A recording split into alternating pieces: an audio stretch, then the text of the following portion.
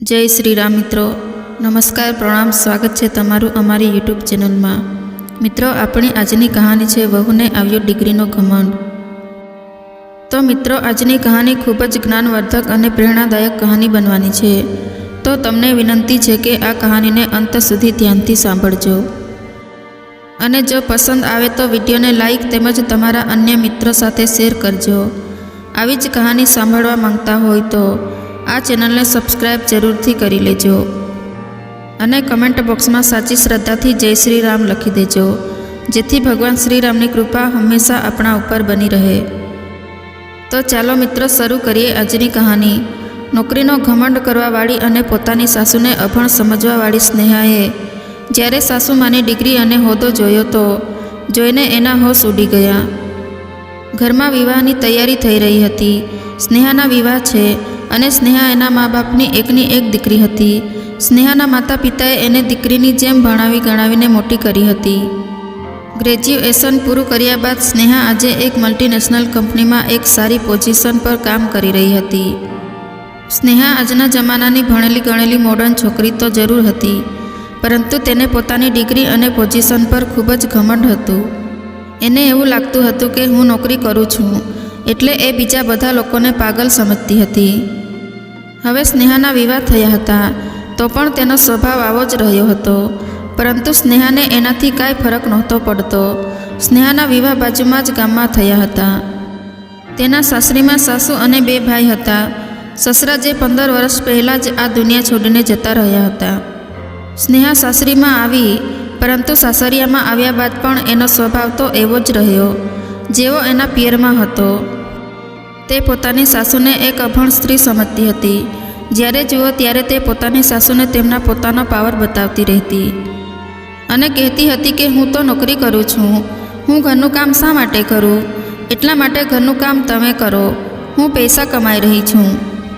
स्नेहाना विवाहने एक अठवाडियुं थयुं हतुं अने आजे स्नेहानी रसोईनी रसम हती, एटले रसोईनी रसम करवा माटे ए रसोडामां गई अने एमां पण एमणे हलवाना तपेलामां फक्त हाथ लगाव्यो हतो। बाकीनुं बधुं काम तो वर्षाबेने कर्युं हतुं।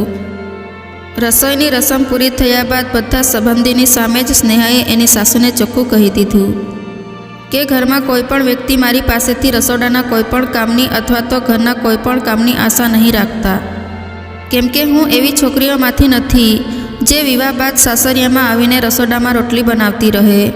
हूँ आजना जमानानी भणेली गणेली मॉडर्न छोकरी छूं अने नौकरी करूँ छूं, कमाऊं छूं, एटले हूँ घरनुं काम करवावाળી नथी, ए याद राखजो। आ सांभळीने वर्षाबेन इशाराथी तेनी वहूने चूप थवानुं कहेता हता। वर्षाबेनने एवुं लागतुं हतुं के वहू तो आपणा बधा संबंधीनी सामे आवी रीते करी रही छे तो आ बधा लोको केवुं विचारशे के मैं मारा दीकरा माटे कया प्रकारनी वहू पसंद करी छे। एटला माटे वर्षाबेन पोतानी वहू साथे हमदर्दी राखीने तेने चूप थवाना इशारा करती रही। हवे स्नेहा पोतानी सासूने इशारा करता जोईने वधारे भड़की गई अने कहेवा लागी के तमे एवुं नहीं समझता के हूँ तमारा इशारा पर नाचवा लागीश, हूँ तो आजना जमानानी वहू छूं, तमारा इशारा पर नाचवावाળી नथी, एटला माटे तमे मने तमारा इशारा पर नचाववानी कोशिश क्यारेय नहीं करता। स्नेहानी आवी वातो सांभळीने त्यां बेसेला तमाम सगा संबंधीओ तेमनी सामे जोता रही गया। वर्षाबेने तो कंई कह्युं नहीं अने एनी वहू एने केवी रीते खीजाई रही छे। पोतानी वहूनी वातो सांभळीने वर्षाबेनने पण थोडुं अजीब लागतुं हतुं। तेथी तेमणे वात फेरवी नाखी अने कहेवा लाग्या के चालो चालो रसोईनी रसममां मोडुं थाय छे अने आजे मारी वहूए आपणा बधा माटे मीठो मीठो हलवो बनाव्यो छे, एटले बधा लोको मीठुं मोढुं करीने मारी वहूने आशीर्वाद आपो। हवे बधा ज लोको स्नेहाना हाथे बनेलो हलवो खावा लाग्या। विवाहमां तो घणी बधी रसम होय छे अने घणी बधी रस्मोमां वहूनी जरूर पड़े छे। बीजा दिवसे स्नेहाबेने एनी वहूने कह्युं के बेटा काले तारी मों देखाय छे, एटले घणा बधा सगा संबंधीओ आवशे अने घणा बधा वडील वृद्धोने पण बोलाव्या छे अने मों देखायनी रसम बाद आपणाथी मोटा वडील वृद्धने पगे लागीने एमना आशीर्वाद लेवाना होय छे, एटले काले तू आपणा घरे आवेला वडील वृद्धने पगे लागीने एमना आशीर्वाद लई लेजे। परंतु स्नेहा तो कानमा हेन्ड सफरी लगावीने म्यूजिक सांभળી रही हती। तेमणे तो पोतानी सासूमानी कोई वातने सांभળી ज नहोती अने म्यूजिक सांभळता सांभळता ते पोतानुं माथुं हलावी रही हती। એટલે વર્ષાબેને એવું સમજ્યું કે મારી વહુએ મારી વાત સાંભળીને હા પાડી છે. બીજા દિવસે મોં દેખાયની રસમ કરવામાં આવી. આખું આંગણું મહેમાનોથી ભરેલું હતું ને ત્યારબાદ વર્ષાબેને એમની વહુને કહ્યું કે બેટા, હવે તારે આ બધા જ વડીલોને પગે લાગીને એમના આશીર્વાદ લેવાના છે. પગે લાગવાની વાત સાંભળીને સ્નેહાએ તમામ લોકોની સામે જ કહી દીધું કે તમે સમજી શું રાખી છે? મને આટલા બધા લોકોને હું પગે લાગીશ અને એ પણ ઝૂકી ઝૂકીને મારી તો કમર તૂટી જશે. એટલા માટે હું કોઈને પગે નહીં લાગું. હું કોઈ જૂના જમાનાની સીધી સાદી અને તમારી જેવી અભણ છોકરી નથી. હું આજના જમાનાની ભણેલી ગણેલી છોકરી છું. નોકરી કરું છું અને સારું એવું પેકેજ કમાઉં છું. અને તમે મારી પાસે એવી આશા રાખો છો કે હું આ બધા લોકોને પગે લાગીશ. મારાથી આ બધું નહીં થાય.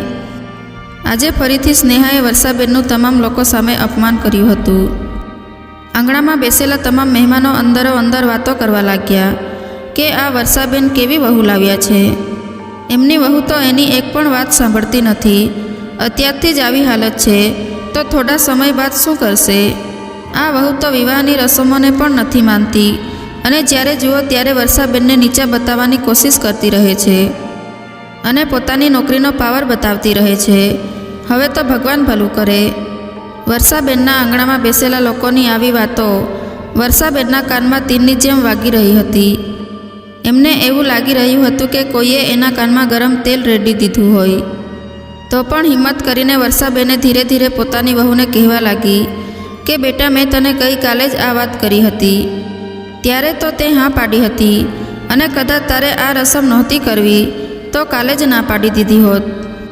તો આ બધા જ સગા સંબંધીઓ સામે મારે આવી રીતે અપમાનિત ન થવું પડ્યું હોત. ત્યારે સ્નેહા ચિલ્લાઈને કહેવા લાગી કે તમે મને આ રસમ વિશે ક્યારે કહ્યું હતું? મને તો યાદ જ નથી.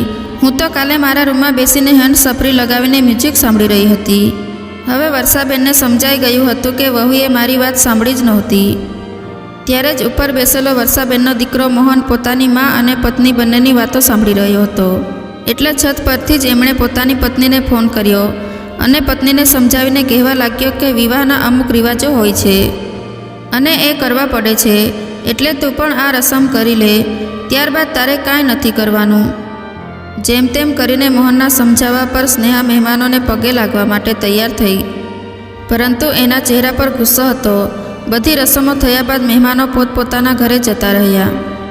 ત્યારબાદ સ્નેહા ગુસ્સો કરીને વર્ષાબેનને કહેવા લાગી કે માજી, તમે મને તમારા જેવી બનાવવાની કોશિશ બિલકુલ નહીં કરતા. હું મારા મા બાપની એકની એક દીકરી છું. હું ખૂબ જ લાડ પ્રેમથી મોટી થઈ છું તો આજ સુધી કોઈને પગે નથી લાગી. અને તમે તો આજે મને આટલા બધા લોકોને પગે લગાડીને મારી કમર તોડી નાખી છે. એટલે અત્યારે મને કમરમાં ખૂબ જ દુખવા લાગ્યું છે. આજે તો સુકૂનના નામે તમે તમારો હુકમ મારા પર ચલાવી લીધો, પણ હવેથી ક્યારેય પણ મારા પર હુકમ ચલાવવાની કોશિશ પણ નહીં કરતા. તમે તો અભણ છો એટલે તમે આવી બધી રસમોને માનો છો, પરંતુ હું આવા બધા રિવાજોમાં નથી માનતી. ત્યારે વર્ષાબેન એની વહુને સમજાવવાની કોશિશ કરે છે કે વહુ એવું કાંઈ નથી હોતું, પણ ભણતર અને ડિગ્રી મેળવવી એ બધું એક તરફ હોય છે. એટલે એવું તો નથી હોતું કે આપણે કોઈ એક વસ્તુ માટે બીજી બધી જ વસ્તુઓને છોડીને આગળ નીકળી જઈએ.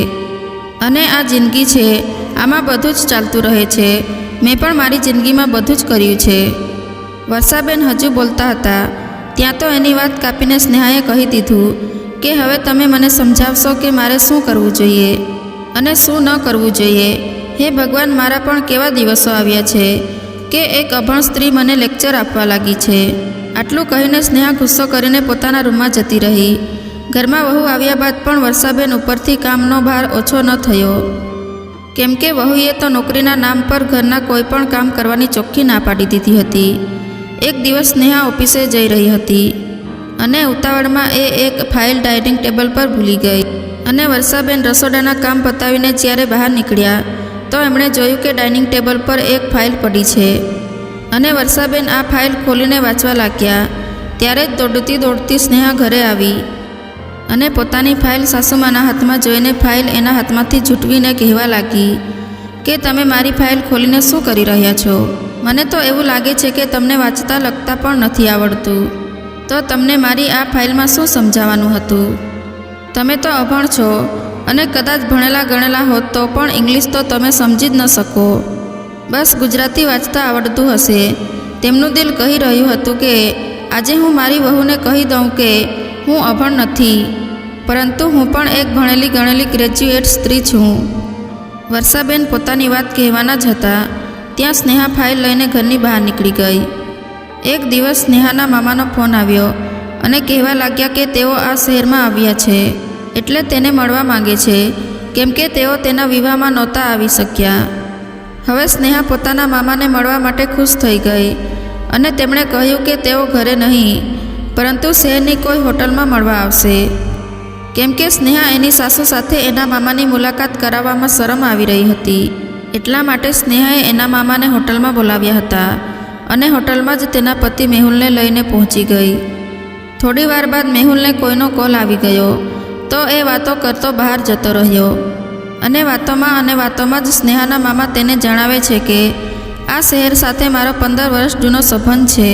15 વર્ષ પહેલાં તેઓ અહીંયા આ શહેરમાં આવ્યા હતા અને એ સમયે આ શહેરમાં એક ખૂબ જ નિર્ભય અને બહાદુર લેડી પીએસઆઈ હતા. આખા એરિયામાં એનો જલવો હતો. ગુનેગાર લોકો એના નામથી જ ડરતા હતા. તેઓ ખૂબ જ ઈમાનદાર અને બહાદુર પીએસઆઈ હતા. ત્યારે સ્નેહા પોતાના મામાની વાતો ખૂબ જ ઉત્સુકતાથી સાંભળી રહી હતી અને એને એવું લાગી રહ્યું હતું કે હું મામા પાસેથી આ પીએસઆઈ વિશે ઘણું બધું જાણી શકું છું. એટલે તે તેના મામાને કહેવા લાગી કે મામા, શું તમે ક્યારેક તે પીએસઆઈને મળ્યા છો? તમે એને કેવી રીતે ઓળખો છો? ત્યારે તેના મામાએ કહ્યું, હા સ્નેહા, હું એને મળ્યો હતો અને એ સમય મને હજુ પણ યાદ છે. જ્યારે હું એકલો હાઈવે પરથી નીકળી રહ્યો હતો ત્યારે હાઈવેની બાજુમાં 3 થી 4 લોકો બેઠા હતા અને મને આ અજાણ્યા શહેરમાં રસ્તાની ખબર નહોતી. એટલે મેં આ લોકોને રસ્તો પૂછવા માટે મારી કાર એની પાસે રોકી. ત્યારે આ લોકો મારી કાર પાસે આવ્યા અને કારમાં ઘૂસી ગયા અને મારી ગરદન પર ચાકુ રાખીને કહેવા લાગ્યા કે જેટલા પણ પૈસા અને કિંમતી સામાન હોય એ અમને આપી દો અને ગાડીની ચાવી પણ કાઢીને અમને આપી દો. ત્યારે મેં ડરના લીધે બધું જ આ લૂંટારાઓને આપી દીધું, પરંતુ એ લોકો મારો ફોન લેવાનું ભૂલી ગયા અને મને ચાલુ ગાડીએ જ ખૂબ જ માર માર્યો અને મને રોડ પર ફેંકીને મારી કાર લઈને ભાગી ગયા. રોડ પર ફેંકવાના લીધે મારા માથામાં ખૂબ જ વાગ્યું હતું. ઘણું બધું લોહી નીકળી રહ્યું હતું, જેનાથી હું બેહોશ થઈ ગયો હતો. મારા હાથ અને પગમાં ફ્રેક્ચર થઈ ગયું હતું અને જ્યારે હું ભાનમાં આવ્યો અને મેં જોયું તો આજુબાજુમાં કોઈ નહોતું. થોડી વાર બાદ જ્યારે મારો હાથ ખિસ્સા તરફ ગયો ત્યારે મને ખબર પડી કે મારો ફોન તો મારી પાસે જ છે. એટલે તરત જ મેં બાજુના પોલીસ સ્ટેશનમાં ફોન લગાવ્યો. પોલીસ સ્ટેશન ખૂબ જ નજીક હતું. એ પોલીસ સ્ટેશનમાં એ સમયે લેડી પીએસઆઈ વર્ષા પટેલ હતા. એટલે તેઓ પોતાના 2 હવલદાર સાથે 5 મિનિટની અંદર જ મારી પાસે આવી ગયા. ત્યારે હું પીએસઆઈને જોઈને આશ્ચર્યમાં પડી ગયો, કેમ કે તેઓ ખૂબ જ બહાદુર હતા. મને ચોરો વિશે ઘણું બધું પૂછવા લાગ્યા. ત્યારબાદ તેમણે મને પોતાની ગાડીમાં બેસાડ્યો અને જે બાજુ લૂંટારા મારી કાર લઈને ભાગી ગયા હતા તેમનો પીછો કર્યો અને જ્યારે મારી કાર દેખાઈ ત્યારે તેમણે ગાડી પર ફાયરિંગ કર્યું, જેના લીધે ગાડી પંચર થઈ ગઈ. ચોરોએ ભાગવાની કોશિશ કરી, પરંતુ વર્ષાબેને ખૂબ જ બહાદુરીથી આ 3 ચોરોને પકડીને જેલમાં પૂરી દીધા અને મારો સામાન પાછો અપાવ્યો. ત્યારબાદ મને હોસ્પિટલમાં ભરતી કરાવ્યો અને મેં વર્ષાબેનનો ખૂબ જ દિલથી આભાર માન્યો. આજે આ ઘટનાને 15 વર્ષ વીતી ગયા છે, પરંતુ હજુ હું જ્યારે આ શહેરમાં આવું છું તો એ ઘટના યાદ આવી જાય છે અને વારે વારે મને લેડી પીએસઆઈ વર્ષાબેનને મળવાનું મન થાય છે. ત્યારે સ્નેહાએ ખૂબ જ ઉત્સુકતાથી પૂછ્યું કે મામા, શું તમે ત્યારબાદ એ પીએસઆઈને ક્યારે મળ્યા છો? સ્નેહા, જ્યારે હું હોસ્પિટલમાંથી ઘરે ગયો ત્યારબાદ મારી પત્ની અને બાળકો સાથે એ પોલીસ સ્ટેશનમાં વર્ષાબેનને ધન્યવાદ આપવા માટે ગયા હતા, કેમ કે તેમના લીધે જ મારો જીવ બચ્યો હતો. તેમણે મને સમયસર હોસ્પિટલ પહોંચાડ્યો હતો, નહીંતર મારી શું હાલત થઈ હોત એ હું પણ નથી જાણતો. પરંતુ પોલીસ સ્ટેશને પહોંચ્યા બાદ ખબર પડી કે આ પીએસઆઈ વર્ષાબેને 2 દિવસ પહેલાં જ તેમની નોકરી પરથી રાજીનામું આપી દીધું છે. કદાચ એમનો કોઈ ઘરનો પ્રોબ્લેમ હતો, તેના લીધે તેમણે રાજીનામું આપ્યું હતું. ત્યારબાદ મેં એમને ઘણી જગ્યાએ શોધવાની કોશિશ કરી, પરંતુ તેઓ મને મળ્યા નહીં. ત્યાર પછી અમે પાછા જતા રહ્યા. સ્નેહા તેના મામાની વાતો સાંભળીને આશ્ચર્યચકિત થઈ રહી હતી. અને તેનું પણ વર્ષાબેનને મળવાનું મન થઈ રહ્યું હતું. એકવાર તો તેને એવો વિચાર આવ્યો કે મારી સાસુનું નામ પણ વર્ષાબેન છે. ક્યાંક મારી સાસુ તો આ વર્ષાબેન નથી ને. પરંતુ ત્યારબાદ તે વિચારવા લાગી કે નહીં, મારી સાસુ તો અભણ છે. તે કેવી રીતે પીએસઆઈ હોઈ શકે? એ તો આખો દિવસ ઘરના કામોમાં અને રસોઈમાં લાગી રહે છે. કદાચ હું એને કંઈ કહી દઉં છું તો એ મારી સામે જવાબ પણ નથી આપી શકતી. અને મામા તો કહી રહ્યા છે કે એ લેડી પીએસઆઈ ખૂબ જ નિર્ભય અને બહાદુર હતી. મારી સાસુ તો મને બિલકુલ બહાદુર નથી લાગતી, એટલે તેઓ આ વર્ષાબેન ન હોઈ શકે. આ મારા મનનો ભ્રમ છે. અને દુનિયામાં આ એક જ વર્ષાબેન થોડા હશે, ઘણા બધા વર્ષાબેન હશે. થોડીવાર પછી તેમનો પતિ રમેશ પણ પાછો આવી ગયો અને કહેવા લાગ્યો કે મને માફ કરજો, મારે ઓફિસેથી જરૂરી ફોન આવ્યો હતો એટલે મારે આવવામાં મોડું થઈ ગયું. હું તો તમારી વાતો સાંભળી જ ન શક્યો. પરંતુ મામા, તમે અહીં સુધી આવ્યા છો તો એકવાર ઘરે પણ આવો. તમે અહીંથી પાછા ન જઈ શકો. અને આમ પણ તમે અમારા વિવાહમાં આવ્યા નથી, એટલા માટે હવે તો તમારે અમારા ઘરે આવવું પડશે. રમેશ મામાને ખૂબ જ આગ્રહ કરવા લાગ્યો. જોકે સ્નેહાનું બિલકુલ મન નહોતું કે રમેશ મારા મામાને ઘરે લઈને આવે અને પોતાની અભણ સાસુમાની મુલાકાત કરાવે. સ્નેહાને તો બસ ભણેલા ગણેલા લોકો સાથે મળવાનું, એમની સાથે વાતો કરવાનું જ પસંદ હતું. એ પોતાની સાસુને સાસુ સમજતી જ નહોતી. સ્નેહા તો પોતાની સાસુને ઘરની એક નોકરાણી જ સમજતી હતી. મેહુલના ખૂબ જ આગ્રહ બાદ સ્નેહા એના મામાને ઘરે લઈને આવી. હવે મામા સ્નેહાના ઘરના હોલમાં સોફા પર બેસી ગયા અને સ્નેહાએ પોતાની સાસુને બૂમ પાડીને કહ્યું કે માજી, મારા મામા આવ્યા છે, થોડી ચા બનાવીને લાવજો. સાથે સાથે થોડા પકોડા પણ બનાવી દેજો. ખાલી ચા લઈને ના આવી જતા. હવે વર્ષાબેન ચા અને પકોડા બનાવીને જ્યારે હોલમાં પ્રવેશ કરે છે એટલે તેમને જોઈને સ્નેહાના મામા ઊભા થઈ ગયા અને દોડીને તેના પગમાં પડી ગયા અને કહેવા લાગ્યા કે અરે વર્ષાબેન, મેં તમને કેટલા શોધ્યા અને તમે મારી સ્નેહાના સાસુ છો એ તો મને ખબર જ નહોતી. અને સ્નેહા તે પણ ન જણાવ્યું કે તારી સાસુમાં જ પીએસઆઈ વર્ષાબેન છે. મામાની વાતો સાંભળીને સ્નેહાની આંખો ફાટી રહી અને કહેવા લાગી કે અરે મામા, તમે કેવી વાત કરો છો? મારી સાસુ કોઈ બીએસઆઈ નથી. એ તો સાધારણ ગૃહિણી છે. ઘરના બધા જ કામકાજ કરતી રહે છે અને તમને આને જોઈને એવું લાગે છે કે આ પીએસઆઈ હશે. મામા, જરૂર તમારી કોઈ ગેરસમજ થાય છે. અને આ એ વર્ષાબેન નથી જેની તમે વાત કરી હતી. એ પીએસઆઈ વર્ષાબેન કોઈ બીજા હશે. ત્યારે મામાએ કહ્યું, નહીં સ્નેહા, આ એ જ પીએસઆઈ વર્ષાબેન છે. મને એનો ચહેરો ખૂબ જ સારી રીતે યાદ છે. ત્યારે વર્ષાબેન ચા અને પકોડા ડાઇનિંગ ટેબલ પર રાખીને કહેવા લાગ્યા કે હા, હું એ જ પીએસઆઈ વર્ષા પટેલ છું. તમે મને સારી રીતે ઓળખી લીધી છે. પોતાની સાસુમાને મોઢેથી પીએસઆઈ વર્ષા પટેલ નામ સાંભળતા જ સ્નેહાના હોશ ઉડી ગયા અને એને તો કંઈ સમજમાં નહોતું આવતું કે આ બધું શું થઈ રહ્યું છે. સ્નેહા તેમને 5 મહિનાથી એક અભણ સ્ત્રી સમજતી હતી કે મેં તો મારી સાસુનું કેટલી વાર અભણ સ્ત્રી કહીને અપમાન કર્યું છે અને મેં તો કેટલી વાર મારી નોકરીનો પાવર એની સામે બતાવ્યો હતો. પરંતુ મને નહોતી ખબર કે મારી સાસુમાં એક પીએસઆઈ રહી ચૂક્યા છે અને એ પણ નોકરી કરતા હતા. ત્યારે સ્નેહાના મામાએ કહ્યું કે વર્ષાબેન, કદાચ તમે મને નહીં ઓળખતા હોય, પરંતુ હું તમને સારી રીતે ઓળખું છું. તમને યાદ છે એકવાર તમે રાત્રે મને લૂંટારાઓથી બચાવ્યો હતો અને હોસ્પિટલમાં ભરતી કરાવ્યો હતો. કદાચ તમે એ સમયે મને હોસ્પિટલે ન લઈ ગયા હોત તો ઘણું બધું લોહી વહી જવાના કારણે મારું મૃત્યુ થઈ ગયું હોત. હું તો સાજો થયા બાદ મારી પત્ની અને બાળકો સાથે પોલીસ સ્ટેશનમાં તમારો આભાર માનવા આવ્યો હતો, પરંતુ તમે ત્યાં હાજર નહોતા. પોલીસ સ્ટેશનમાંથી મને એવું જાણવા મળ્યું હતું કે તમે નોકરીમાંથી રાજીનામું આપી દીધું છે. તમે આવું શા માટે કર્યું? હવે તો સ્નેહાની ધડકન તેજ થવા લાગી હતી. એ જાણવા માંગતી હતી કે શું આ વાત સત્ય છે કે મારી સાસુ પીએસઆઈ હતી, અને કદાચ એ પીએસઆઈ હતી તો તેમણે રાજીનામું શા માટે આપ્યું હતું. ત્યારે વર્ષાબેને કહ્યું કે તમને બચાવ્યા હતા. એના 2 દિવસ બાદ જ મારા પતિનું એક એક્સિડન્ટમાં મૃત્યુ થયું હતું અને ઘરમાં મારા 2 નાના બાળકો હતા અને સાથે જ મારા વૃદ્ધ સાસુ હતા જેની તબિયત ખૂબ જ ખરાબ રહેતી હતી અને એની સાર સંભાળ રાખવા માટે કોઈ એક વ્યક્તિને ઘરે રહેવું ખૂબ જ જરૂરી હતું. જ્યારે મારા પતિ હતા ત્યારે તેઓ ઘરની બધી જ જવાબદારી ખૂબ જ સારી રીતે નિભાવતા હતા. તેમણે ક્યારેય એવું નહોતું વિચાર્યું કે હું નોકરી કરું છું અને તેઓ ઘર સંભાળશે. હું પણ મારા પતિને ઘર સંભાળવામાં પૂરેપૂરો સાથ આપતી હતી. ડ્યુટી પર જતાં પહેલાં ઘરના તમામ કામો કરીને જતી હતી. ખાવાનું બનાવતી, સાસુમાને દવા આપતી, બાળકોનું ટિફિન તૈયાર કરતી અને સાંજે જ્યારે ડ્યુટી પરથી ઘરે આવતી તો ઘરે આવીને બધા માટે જમવાનું બનાવતી હતી. પરંતુ ક્યારેય કોઈ કામ માટે મેં મારા પતિ અથવા મારા સાસુને ફરિયાદ નહોતી કરી. મેં મારા બાળકો, મારા પતિ અને મારી નોકરી આ બધું સારી રીતે સંભાળ્યું હતું. પરંતુ મારા પતિના મૃત્યુ બાદ મારાથી એકલા આ બધું નહોતું સંભાળી શકાતું. એટલે મેં મારા બાળકો માટે મારી નોકરી છોડી દીધી. થોડા ઘણા પેન્શનના પૈસા આવતા હતા, એનાથી અમે મારા બાળકોને ભણાવ્યા ગણાવ્યા અને ઘરનું ગુજરાન ચલાવ્યું હતું. અને એટલા માટે જ મારે નોકરી છોડવી પડી હતી. વર્ષાબેનની વાત સાંભળીને સ્નેહા તેમની પાસે ગઈ અને કહેવા લાગી કે માજી, તમે મને આ વાત ક્યારેય જણાવી કેમ નહીં કે તમે પણ એક સમયે પીએસઆઈ રહી ચૂક્યા છો, જ્યારે મેં તો તમને કેટલી વાર અભણ કહીને તમારું અપમાન કર્યું છે.